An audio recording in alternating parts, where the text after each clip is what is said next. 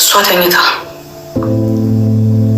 ተኝታ እኔ እዚህ ጋር ቁጭ ብዬ ልክ ነህ ፖሊስ ጣቢያ ለመሄዴ ልክ ነህ ፖሊስ ጣቢያ ሄጄ ተደፍሬያለሁ አለ ማለቴ ልክ ነህ ግን ምን ብዬ ነው የማወራው? ምን ብዬ ነው የምናገረው? ለማንስ ነው የምናገረው? ለልጄ ብቻ ነው የነገርኩት። እኔ ልጄ ነው ምስክር የሚሆነው ይህንን ነገር ሌሎችም ሰዎች ያውቃሉ፣ ጓደኞቼ ያውቃሉ። ቅርብ ብዬ የምላችሁ እውነት ህልም ነው። የልጄ ባል ልጄ ነፍሰ ጡር ሆና ልጄ አልጋ ላይ አርግዛ ተኝታ አንተ እዚህ ላይ ሱሪን ከፍተ ምን እንዳሳየኸኝ እኔ ያንተን ገበናህን ማውጣት ፈልጋለሁ። ይሄ ለልጅ ይቀመጥል፣ ለወለድከው ልጅ ላሳደጉ ቤተሰቦች ለነዛ ለጫዎቹ ይቀመጥል። አማራ ነህ፣ ትግሬ ነህ፣ ኦሮሞ ነህ አይደለም፣ የዘር ጉዳይ አይደለም፣ የራሴው ደም ነህ። ግን ያደረግከውን ነገር ይወራል፣ ሀገር ይስማል። ዶሮ እየሰራሁኝ አርብ ቀን ያደረግከውን አንድ ከዛ በኋላ ወጣሁ ጓደኞቼ ጋር የት ነው የምትሄጂው ስትለኝ ሰው ዶሮ እየሰራ ጥሎ ይወጣል። መጣሁ ነው ያልኳት። ጓደኞቼ ጋር ነው የሄድኩት፣ ልጄ ጋር ነው የደወልኩት። አሁን አልችልም፣ ጠዋት እናወራለን። ኖ አሁን ነው ማውራት ያለብን። ኖ አሁን አልችልም፣ የሆነ ነገር ተፈጥሯል። ምንድን ነው የተፈጠረው?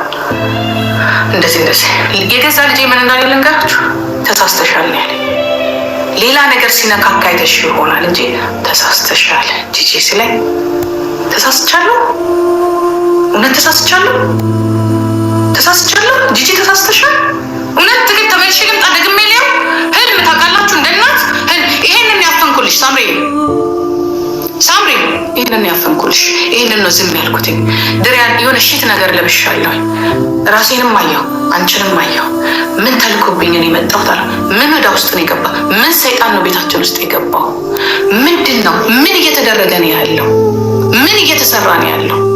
በጣም ብዙ አይነት ስድቦች፣ በጣም ብዙ አይነት ዛቻዎች፣ በጣም ብዙ አይነት የጥላቻ በቃ ብዙ አይነት ነገር ያልደረሰብኝ ነገር የለም። ያንን ነገር እናት ናት ብዬ በጣም ታግሼ በጣም በትዕግስት አሳልፌ እስከዛሬው 7ኛ ዓመታችን ድረስ ይሄ ነገር ሊቆም አልቻለም። ከዚህ በላይ ልታገስሽ አልችልም እና እኔ ያንቺ ስድብ እኔ ላይ አይለጠፍም። እውነቱን ለመናገር እኔ ከምንም ስለማልቆጥረው ነው። አንድም ቀን እኔ ተናድጄ መልስ ወጥቼ የሰው ልጅ ስሜታዊ ሆኖ መልስ ሊሰጥ ይችላል። ግን እኔ እንደዛ አይደለም ማድረገው።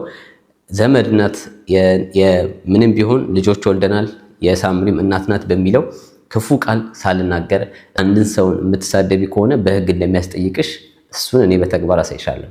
ከዚህ በኋላ እኔ አንቺን የምጋፈጥሽ በህግና በህግ ነው። ከዚህ በኋላ በህግ ነው የምንጨርሰው። አሁንም የምመክርሽ ከዚህ በኋላ ስሜን እየጠራሽ እንዳሰድቢ አስጠነቅቅሻለሁ። አይ መሳደብ ነው የምፈልገው፣ ምንም አታመጣም፣ እንደውም ትፈራኛለህ ምናምን ብለሽ ነው ያወራሽው። ችግር የለውም፣ ህግ ያለበት ሀገር ነው እየኖረን ያለ ነው። እኔ በህግ ነው የሚሄደው። በህግ ሄደን በህግ የምንጨርሰው ይሆናል።